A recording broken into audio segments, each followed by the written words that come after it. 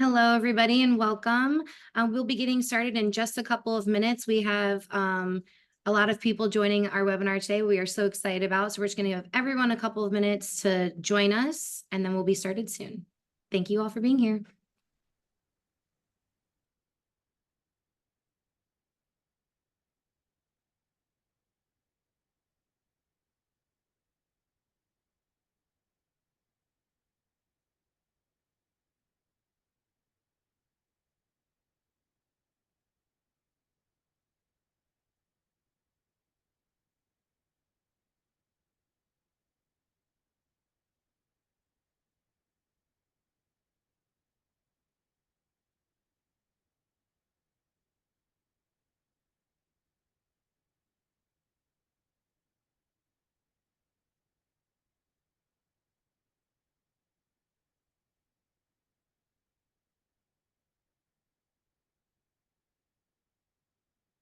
All right, as folks are coming in, feel free to introduce yourself. And if you want to, as we're having this heat wave on the East Coast, feel free to say just to tell us how you're trying to beat the heat, or if you are beating the heat.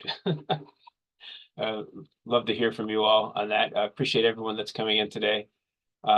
We do have kind of a hard stop for one of our guests, so we're probably going to get started in just a minute here as folks are coming in. And as we're looking at things in here, we had a lot of people register for this, so we're just going to let some folks come in here just for a minute. But I will begin just to introduce everything right now.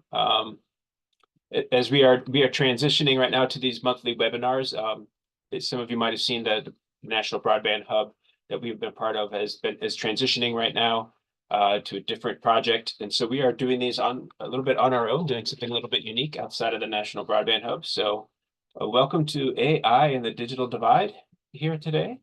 And thanks for my team, Corianne and Stacy, putting this together and having some great guests today.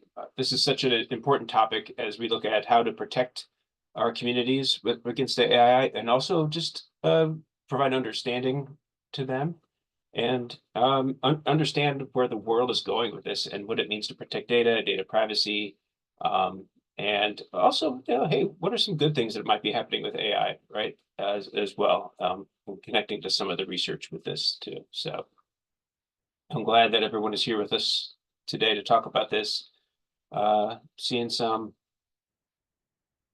comments in the chat right now. People drinking lots of water. It's hot in Akron.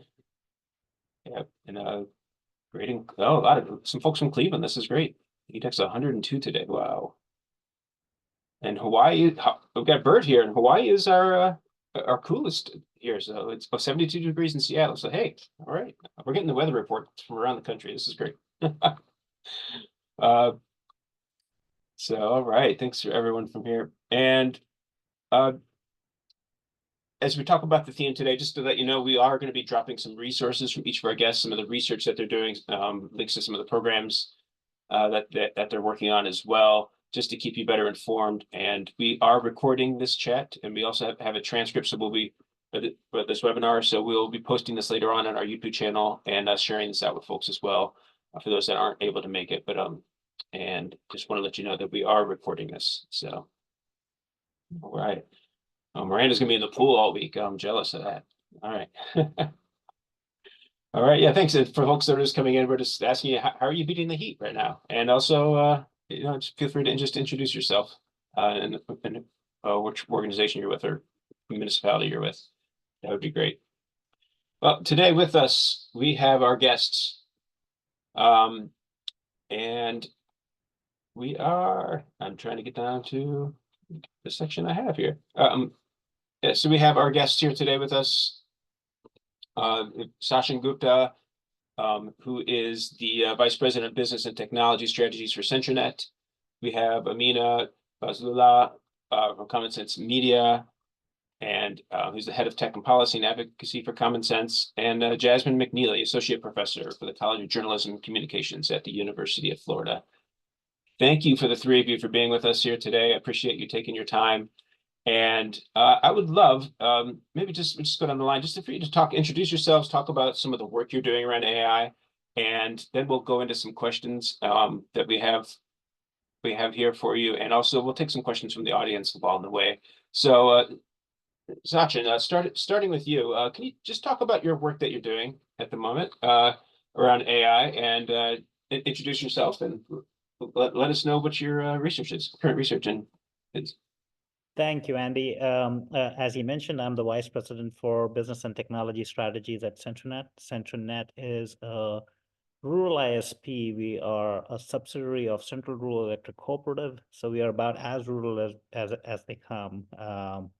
Maybe 4 to 5 subscribers per mile of fiber. So a really high number of miles that we have built with a really low subscriber count.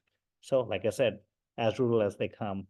I am on the FCC's Technological Advisory Council, or the FCC TAC, and one of the subcommittees I'm on is the Artificial Intelligence and Machine Learning subcommittee.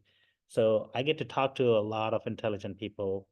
Many of them are a lot more intelligent than me, about how the entire AI ML conversation is proceeding. What are the things that we're going to need to be aware of in the future, and FCC as a body, the Federal Communications Commission as a body, how would they regulate this technology? How would they ensure that as we move forward, this technology is used for the good of humankind and not for the bad of humankind?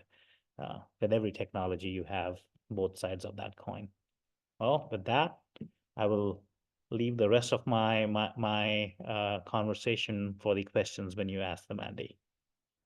Thank you so much. It just reminds me when I went to work for on the BTOP program in Philadelphia, in 2012, I was saying I was going to use my technology skills for good, right?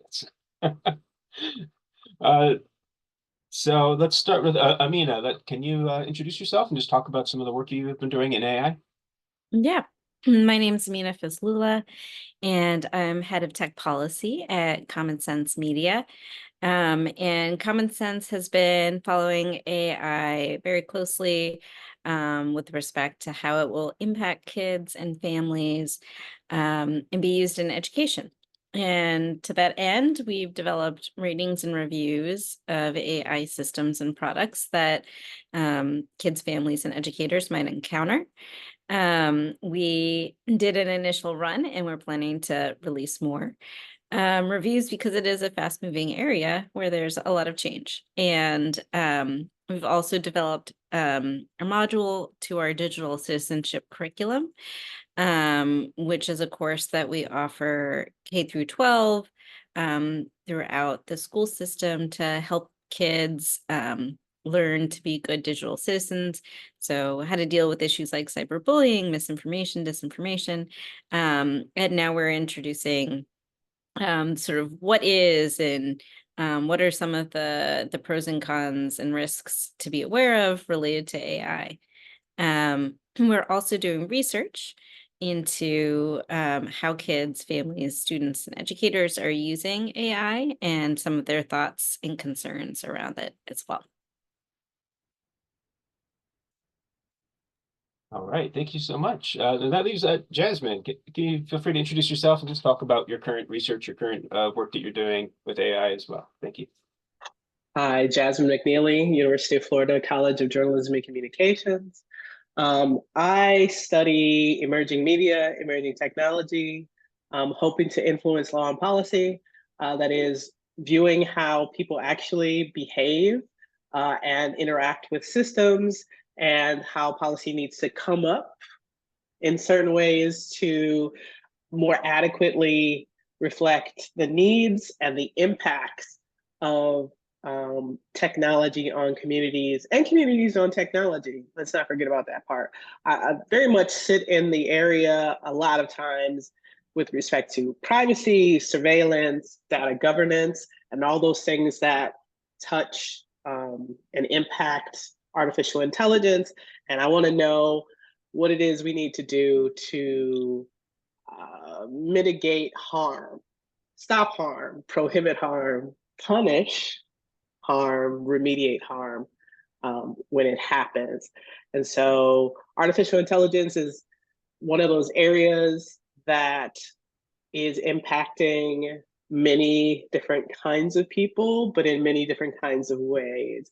And it's really important, in my opinion, that we have more adequate investigations of what is actually happening, and that we take serious the findings from investigations that have already happened and do something about them. With respect to artificial intelligence and rural areas, I've been doing work on rural AI and what policy needs to do to better reflect and protect rural communities, especially those who are already marginalized and or vulnerable. It's not to say that urban communities also don't need better policy. We certainly do with respect to all those things. It's just that rural is often a afterthought. And that's to me too bad. Doesn't necessarily have to be, and we should change it. So that's what I'm doing. Oh, that's perfect. That really kind of helps tee up the first question we had here in regards to a couple of things. So we're asking how can communities prepare for equitable deployment of upcoming technology advancements? And I think this falls into both infrastructure piece and also the data and privacy piece of this as well that we talked about. So yeah, between the three of you, feel free to jump in. If you want to, who wants to go first on that question? I'll start, although it seems like everybody here is as well suited. Yeah. So I'd say that infrastructure deployment is foundational to any kind of technology innovation being equitably deployed. And importantly, any safeguard that we think is going to flow through technology likely requires high quality access as well. So it's so critical that we have really extensive universal access to high quality, high speed networks, and that they're in fact affordable. So all of those pieces that we've always known for every other reason why we want to get online still stands true. AI is not the solve for that. AI exacerbates that, right? Because now there's going to be potentially more uses that were more traditionally brick and mortar that are going to get absorbed into technology and to be used by technology. And so that foundational piece, that broadband infrastructure is ubiquitous, it's high speed, that everybody has access to it and it's affordable. All those pieces are still really critical. And I would layer on top of that we should also consider digital equity training and support and devices as a piece of that as well. Because again, in order to utilize technology and not just be used by technology, you're going to need to have high quality access in terms of service, but then also high quality devices to be able to actually create.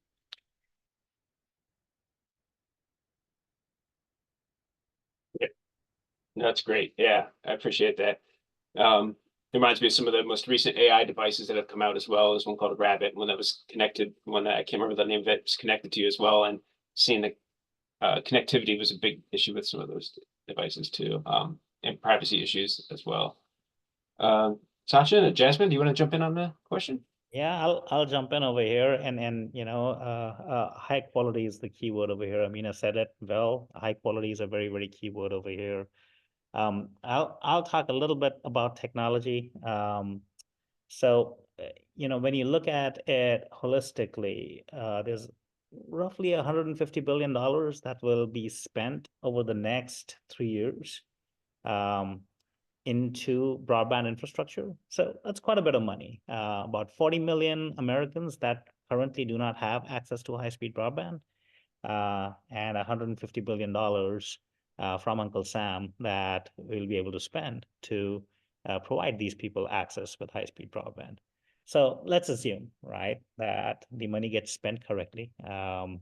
It's a big assumption. It's probably not a fair assumption, but let's assume that all of this $150 billion gets spent correctly, and at least 80% of those 40 million people end up getting access to high-speed broadband. Does that solve the problem? Does that solve the problem of digital divide? For applications of today, it absolutely does. If you want to stream Netflix, or if you want to look at a YouTube video on how to fix your car, or if you are a restaurant that's trying to figure out new recipes and wants to look at a video of new recipes from Malaysia, you absolutely can today.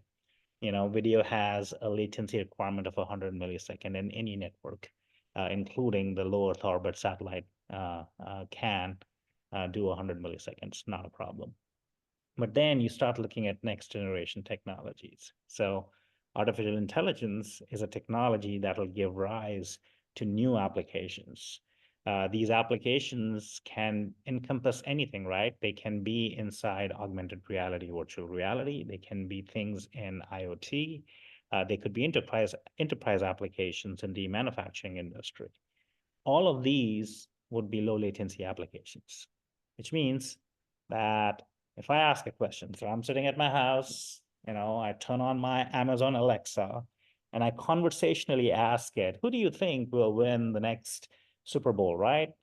Today, Amazon Alexa cannot answer that, but with artificial intelligence, it can possibly answer that by, very, very quickly comparing statistics and coming up with an answer. Well, to do that, it has to first listen to my question, relay that question to the nearest data center. Data gets churned over there. A response comes out of the large language model, and then Alexa answers it. There is no artificial engine running on the Alexa itself. It's running somewhere on the data center. Very good for urban areas. If you're in Houston, you are within 100 miles of a data center. You will get there, responses will come back, not an issue. Now, if you're living in an urban area, that's not an issue. But if you're living in a rural area, just like Jasmine said, you're an afterthought, right? You're not going to be able to get that response. Ask the question, then you will wait 5 seconds before the answer comes, and you're like, yeah, this is not a conversation. I can't wait 5 seconds every time an answer comes, so you'll quit using it. So that is where that next digital divide will happen. And one of the papers I have written last year, it didn't mention AI as much because AI was not the hot topic last year. The hot topics last year were AR and VR, but the concept remains the same. AI would be a low latency application, or rather, AI would power low latency applications, and rural America will have zero access to it because they have zero access to large data centers, which can crunch those numbers and provide you with those answers. Yeah, that's great. Yeah. Jasmine, do you want to jump in? Sure. So I think communities are already preparing in various ways for the deployment of technological advances. But I think the important part of that needs to be an acknowledgement that a digital divide is a choice, and it's a long-term choice. And so what needs to happen is there needs to be infrastructure, not just like physical infrastructure in place, but policy infrastructure put in place to turn that lack of inclusion in various ways. So it's a digital divide, but it's actually more nuanced than that, right? It's not just these people have and these people don't. It's like these people kind of they have this thing, they may not have this other thing, they may have part of one thing and another, not enough of the other. But like many of these are choices, and many of these are policy choices with regard to allowing certain ISPs or broadband providers to be the only game in town, to like lack of physical infrastructure. But I think that communities are already, as much as capacity they have, preparing. And there are various institutions, many of the people who are on this call and in other places are doing the things to help prepare people and continue to prepare people. I would say, like, if any of the people in here are in the library sector, like many of the libraries are doing the work of preparation, training, standing in the gap, providing service, right? So I think communities I think what needs to happen though, there has to be like a fundamental shift in policy, how we do policy surrounding telecommunication. Should we still call it that? Telecommunication and all the things that attach to it because of the not just ubiquity of these emerging technologies, but the kind of necessity, right? The offloading of government and civil society programs to these technologies, that you can't access those services unless, right? People think it's like, the simple ones, right? You have to fill out the government, application on the web, but that's a really big deal. Now, imagine if that has to do with artificial intelligence, and very soon, I guess, quantum, if people start talking about that, right? So it's needs to be a fundamental shift in policies, even those policies that people think are just throwaway policies. Oh, just log on, get on your phone and submit. That's a big deal. It's a really big deal to get services, and you have to get on the web to get services, right? So all of these things really matter, but to me, there has to be a fundamental shift in policy, and policy as an infrastructure. So that's really interesting. So when you say choice, it's not the choice of the consumer, the user. You're saying it's the choice of the technology makers, municipalities, businesses. Yes.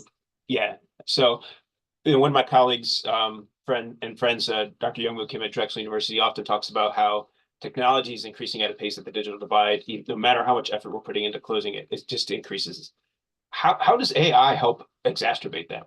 How is AI helping create that, make that chasm even bigger?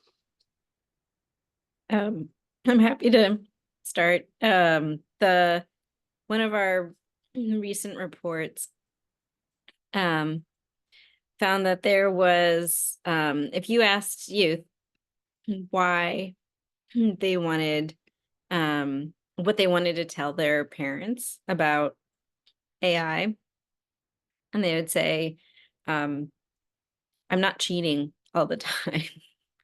Right? Like, so there's just like incredible amounts of like distance between how people are using AI technology and whether or not you're even aware it exists. And I think it's like really telling that we've got kids who have already embedded it into their use, daily use with respect to education. Not because educators told them to use it, not because parents told them to use it, not because Scholastica gave it to them, because they like found it on their own and started using it. And that's already driving how education is responding to AI. And it'll likely drive interpersonal conversations between parents and kids. And so I think part of what is, why is AI creating this chasm? I think the speed of the adoption of these technologies is pretty impressive, as well as the lack of understanding of the full implication of the technology. Like these two things are side by side, and that's going to create, I think, additional distance between sort of the haves and the have-nots, if I'm using that term really broadly, of technology use. So if kids, educators, government officials, healthcare providers, like have all jumped on the AI bandwagon, then there are potentially patients and parents and like a whole host of folks who are not anywhere close to it. And like, that's what's going to like sort of stretch open the divide further. Yeah, that's interesting. Sachin, you want to jump in on that? I mean, 100% agreement with Amina, right? So, there's a speed factor, and any technology can create and exacerbate existing social problems that we have today. When the internet came out initially, nobody thought much of it because people were like, well, this is going to die. I actually, during my college day, when the internet was just coming out, sat in a seminar where the professor was of the firm belief that in another 2 years, there would be no internet. And here we are today, right, where everything runs off the internet. You can order stuff off the internet, and you can order meals off the internet. All of your banking is off internet. You can do everything sitting in your house today because of internet. So every technology, right, when it comes out, you're going to have these set of people who do not understand it, and who either are in the camp of this is going to go away, or are in the camp of this is going to eat up humankind, and we are not going to be able to recognize ourselves anymore. And then there are the early adopters who are like, this is the next best thing after sliced bread, and we are going to be able to utilize this to its full potential to improve ourselves. Now, the question that you have to ask is, where is the balance? Where do you find that balance where this new technology doesn't just create newer issues? Every new technology will create new issues. So I'm not saying it shouldn't create any at all. What I'm saying is it doesn't just create newer issues. It also solves some of the issues that we have had existing in the past. And when we can find that balance, that is the time when you will see that chasm between the believers and the non-believers closing up. That is exactly what happened with the invention of the internet. There were believers and non-believers, and today there are less non-believers than there are believers. Yeah, absolutely. And I'm going to continue to go rogue on us here. Hope you don't mind. So. As Jasmine, you brought up policy, and Amina, you kind of leaning in towards this a little bit too. So as municipalities, a lot of next century cities, our members are municipalities and counties out there, maybe that are considering using AI for infrastructure, for planning, for developing plans, whatever it is for internal use. What kind of policies need to be out there that municipalities could adopt, making sure they're communicating with their communities that they're using AI, or policies about how they should use AI, or when it can be used, or what kind of policies should be out there, and are there examples of folks that are looking into that as well?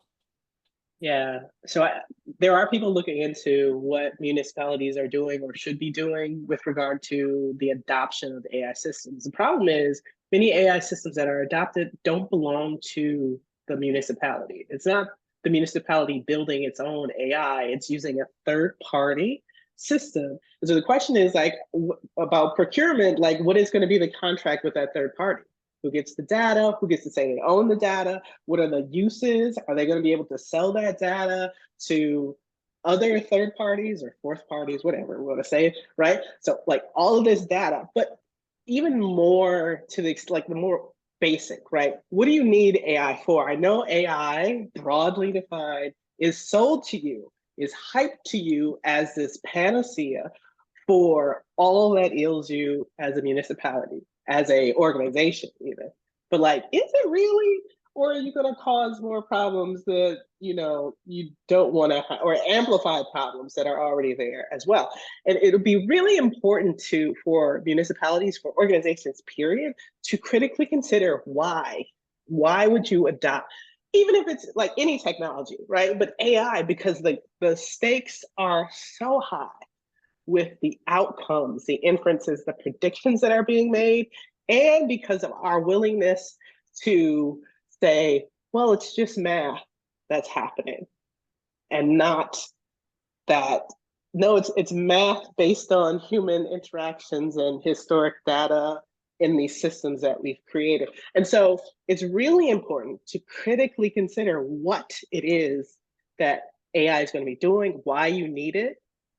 Is this going to be low-level things? Is it going to be a recommender system? Are you going to recommend people events that are happening in your city, right?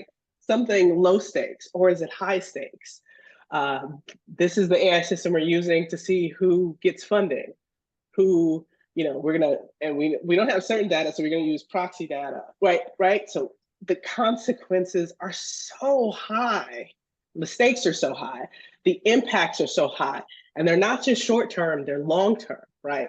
So because of that, we have to critically consider why we want to adopt the system.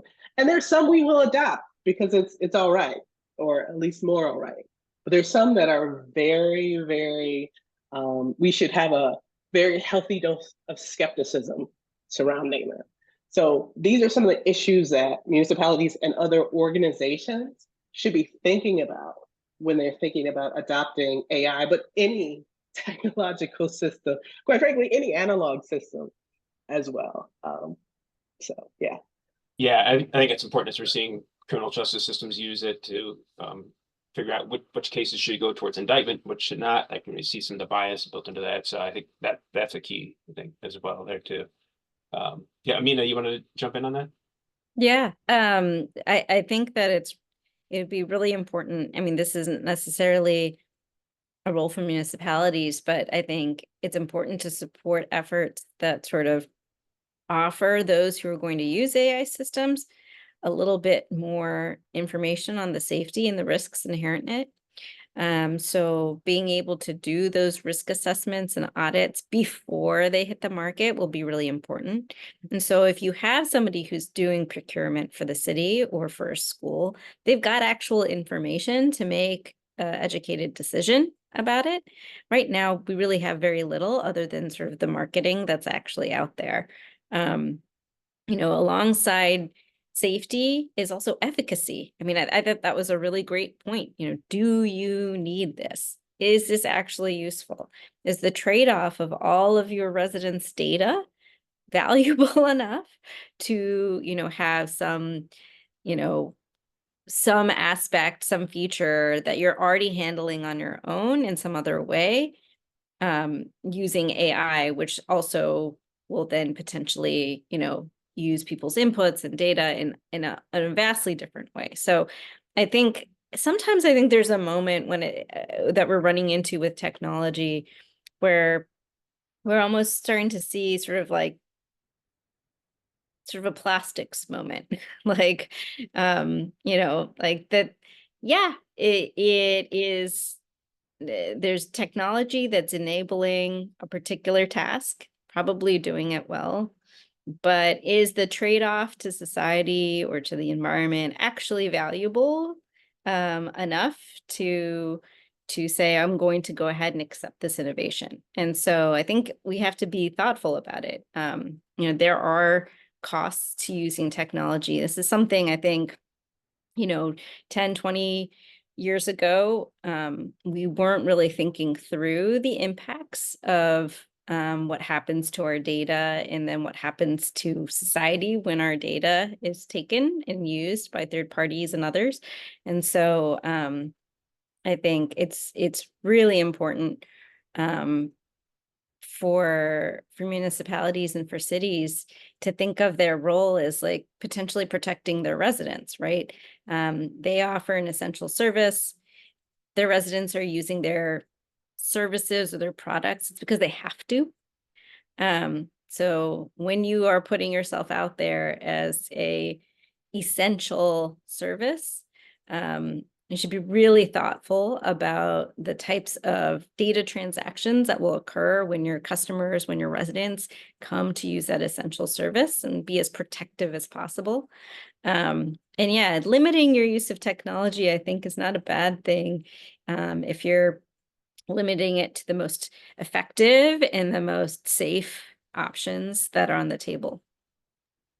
I think comparing to the plastics moment is really interesting to me, as as corporations, like when I ask, like, what aren't they telling us about AI, right? We don't know technology to fullest extent. What are they not telling us? As we learned, corporations paid to help hold back reports on recycling of plastics back in the 70s, where we were tricked into believing that plastic couldn't be recycled. And now, we know it can't be recycled very well. So yeah, what about that? What's going on with AI right then? What are we not being told right now? So I think that's and how invasive will it get if we allow it just to keep going? So I love that too. Yeah, that's great. Yeah, I mean, I think one thing is anybody who's doing procurement, especially related to technology, should really get updated support and training around privacy issues, data privacy issues, so that they can be sort of prepared to really probe vendors on these questions, because then they themselves can sort of serve as a point of defense on behalf of the residents. Yeah, but they're also sales folks, the vendors are, so that's the. That's what I'm saying. Yeah, no, that's Oh, I think right. procurement Yeah. officials need to be able to have privacy training so that they are able to actually, know what's being offered to them and make an educated choice. Yeah. And I'm saying Sherry from Seattle asked a really important question, I think, as well, as far as like someone in our chat right now in our Zoom is using the OtterBox, and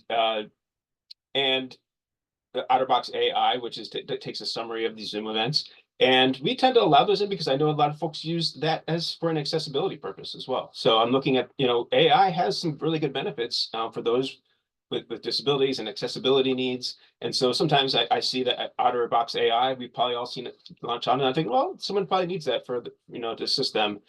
But as Sherry's mentioning in her chat there, yeah, it's some groups are seeing that as a virus, as something that's almost it's invading things and taking and possibly reporting things that we don't know where that data is going as well.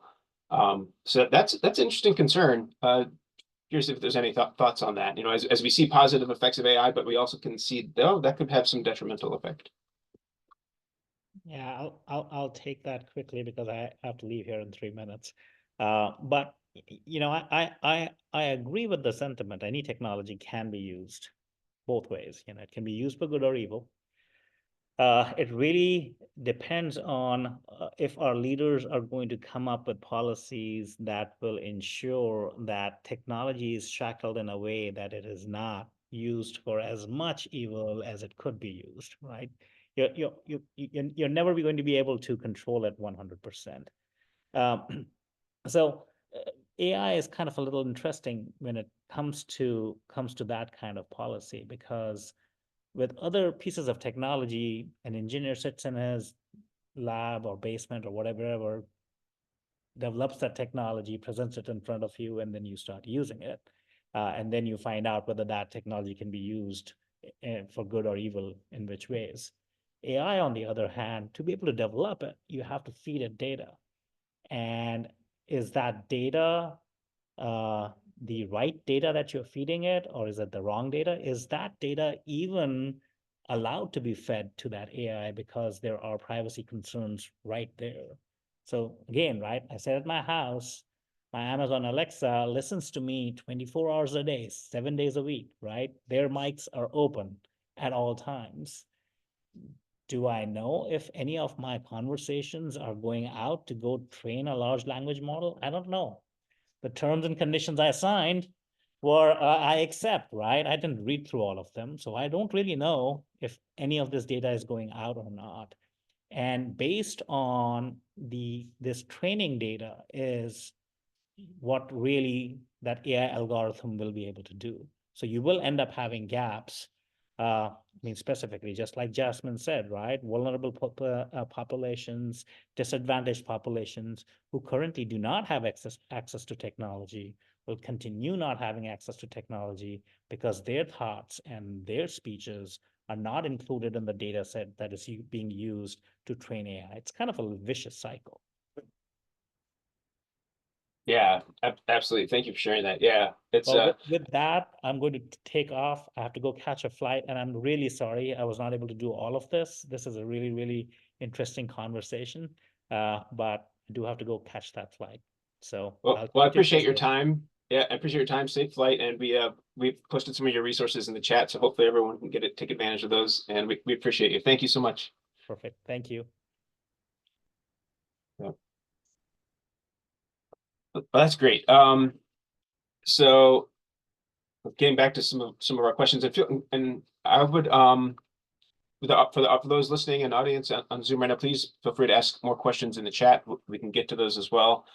And one thing we did talk about before that, right before we started the Zoom call here was, the term AI is just very vague sometimes right now. I mean, see some companies taking advantage of it. Are they actually using AI? Are they not?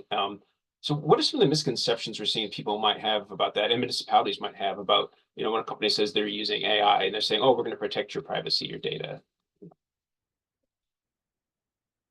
Are you asking the many different things that are being called AI now? So, I mean, there's a lot of things that are being called AI. It's a big tent, right? So you have facial recognition, which has a lot of media attention, had at a certain point. You have autonomous vehicles, which are called AI. You have the Otter AI, right? The voice recognition and other voice recognition systems, Siri, those that are called AI. And then you have kind of like these automated tools, like the feed that you get when you're on social media, right? Is being called AI, your AI assistant. Then the recommendations that you get on your Spotify, your Apple Music, your Google, or Amazon Prime, like recommendation, that's being called artificial intelligence too. What we mean is that there has been a recipe made that automates certain behaviors or activities in a system to provide things based on observations, based on data collected, based on many different things, environmental data or data being taken in from the environment.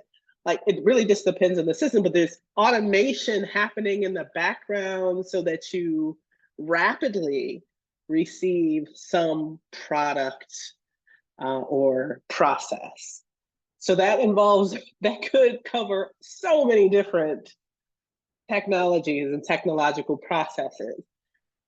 It'd be important for municipalities and organizations to really look at like what it is that they're buying or what it is that's being sold to them, right? Is it just like a recommendation? Is it a processing of data, a prediction of data based on data science, right? Statistics. This is where I think it'll be useful for like the public interest technologists that are emerging, or that cities and municipalities, other municipalities and organizations are partnering with, would be really useful in helping municipalities parse what it is that they're being sold by organizations, right? And if those things actually do what they say they're gonna do. Right? So yeah. Yeah. I was going to say, sometimes it might be more concerning when they're, you know, when they're not telling us they're using AI. Right? Amina, were you going to say something? No, I mean, I think that's right. I think it can be really confusing whether or not it's just like what we're used to as an algorithm, right? Or is this something that's based off of a large language model, right? Like generative AI, right? That is producing responses that mimic human intelligence, like a human response, right?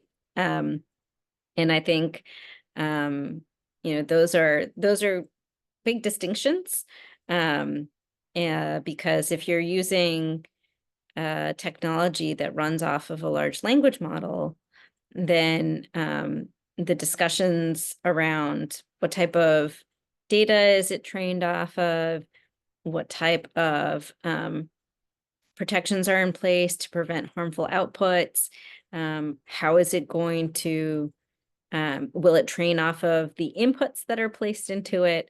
You know, all of those questions I think are really relevant. And then of course, if it's an algorithm that is, you know, providing you a recommendation, you know, that's still considered AI, but it may not be running off of a large language model. And so it might be developed differently, and it might be on a, you know, sort of more of a closed universe. So understanding exactly what you're engaging with, I think, is really valuable as well. Yeah, that's interesting.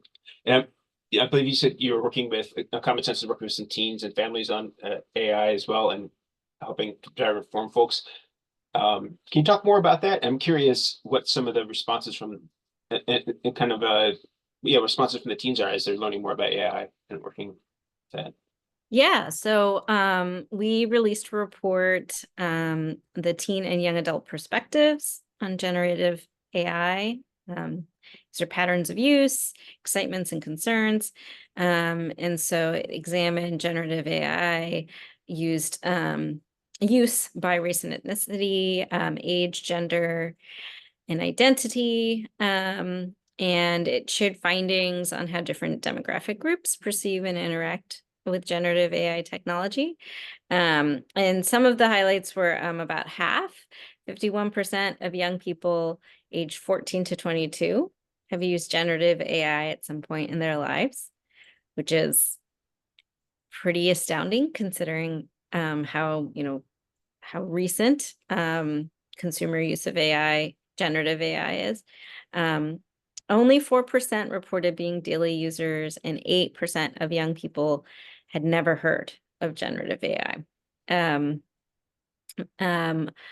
We found that youth were more likely to use generative AI weekly if they're Black or Latino youth rather than white users. They're more likely to use it for activities on the survey related to sort of social uses and also school uses. And what we found also was that young people were really excited about generative AI's potential for increased efficiency at school and work, to support their creativity and opportunities for accessing information. However, they're also concerned about the potential for generative AI to lead to job loss, theft of intellectual property, personal data, misinformation, and this idea of AI taking over. So that was some of our initial findings. We have another report that's coming out later this summer or maybe early fall. And that's looking at AI in education. But, I think the most notable thing is that what we're finding is that young people are using AI already. And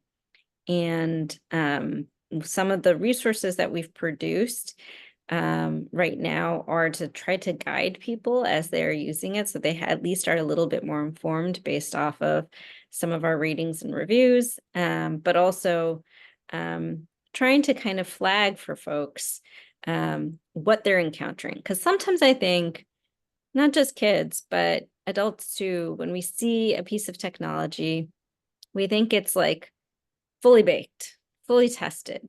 It wouldn't be released to the world if it wasn't truly, truly safe.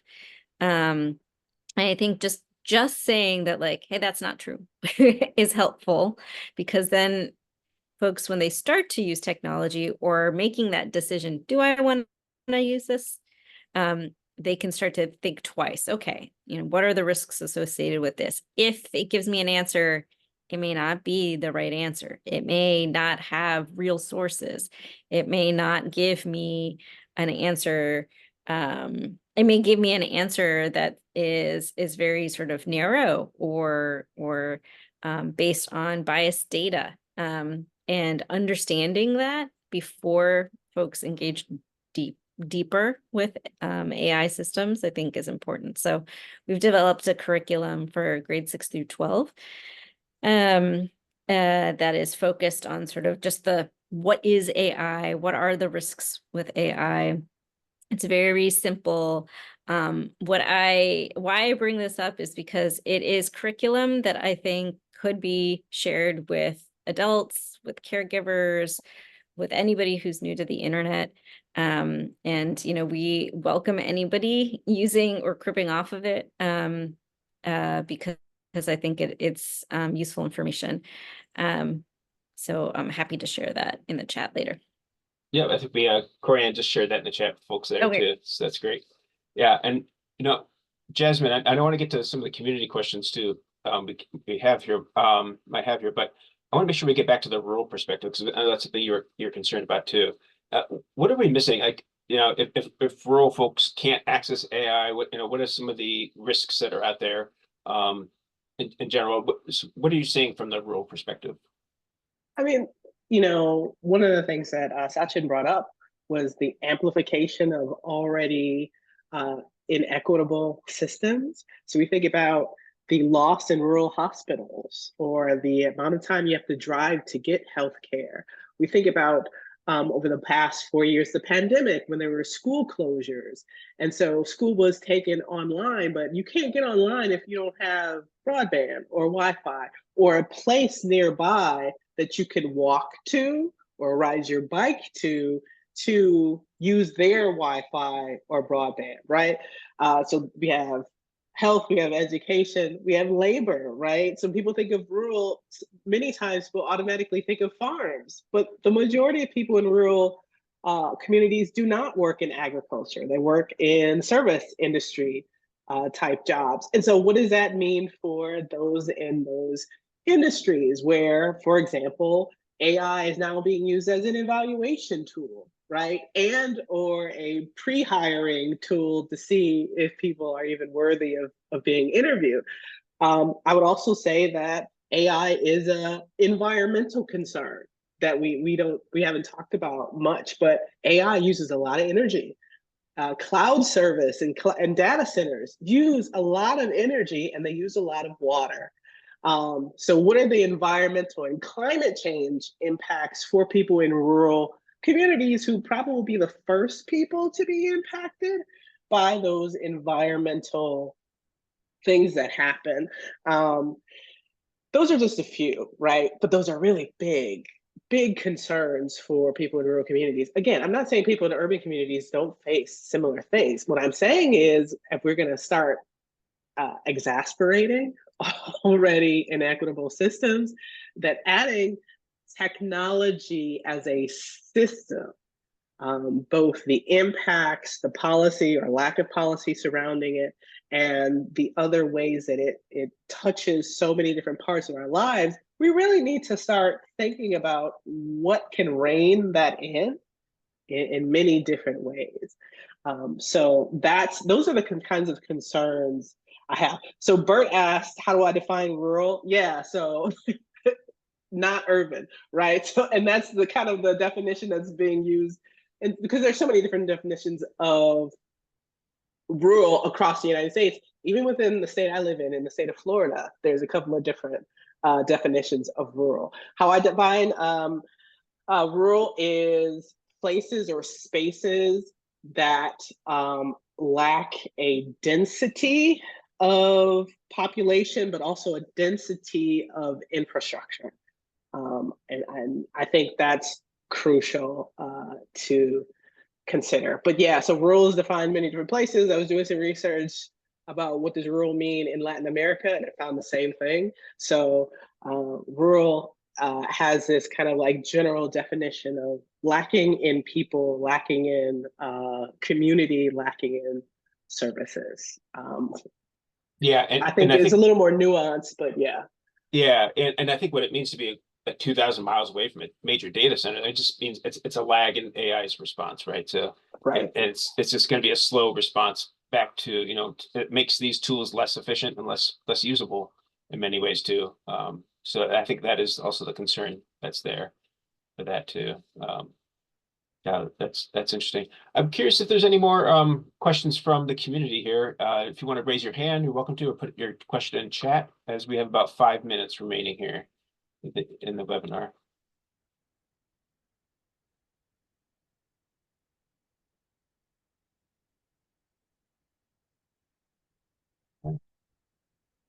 I've got a quick question. I guess maybe a follow-up. Sure, Bert. What you said earlier, Andy, about these major data centers that are serving up all the AI content. In the case of Hawaii, obviously we do have some urban centers like Honolulu, but from a data center standpoint, are you suggesting that we need to somehow attract some of those major data centers, or do you think edge computing is going to help serve and maybe lower the latency for responses? Yeah, it's a tricky question. As Jasmine is saying, like the environmental impacts that go along with having these huge data centers is huge as well. Like the energy consumption that goes with them, right? The water consumption that requires. Yeah, the payoff is not always there. I would hope to see that, the connection that you have is fast enough that and that will increase over time so that AI will be more useful to you.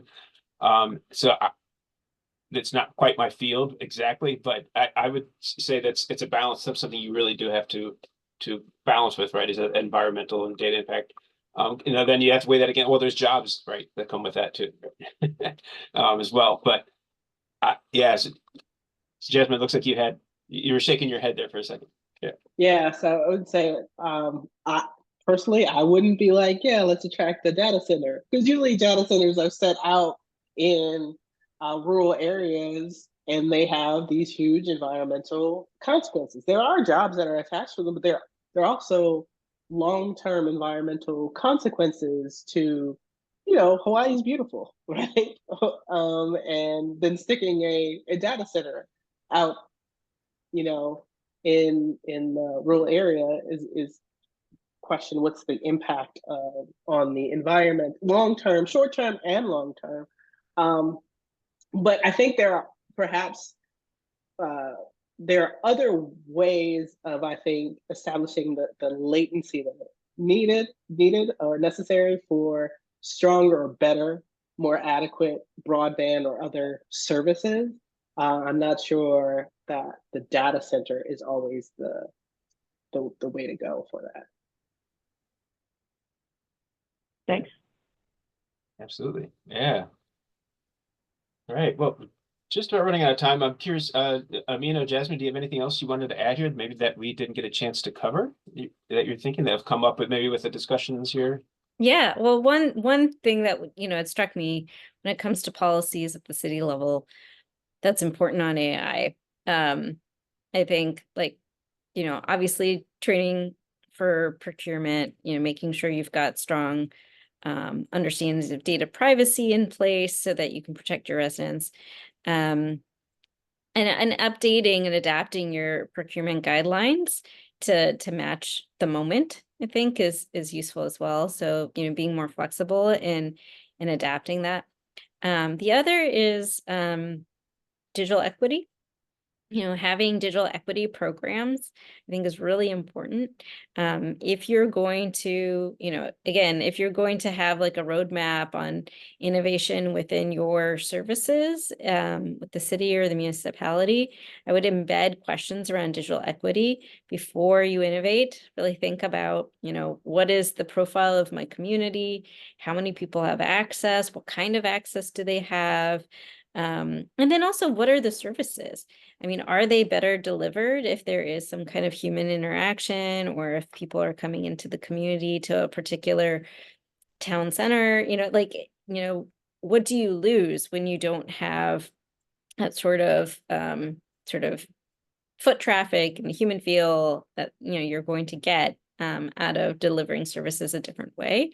So, I'd be thoughtful about those questions as you have your sort of like whatever you have in terms of your rubric for innovation across your services.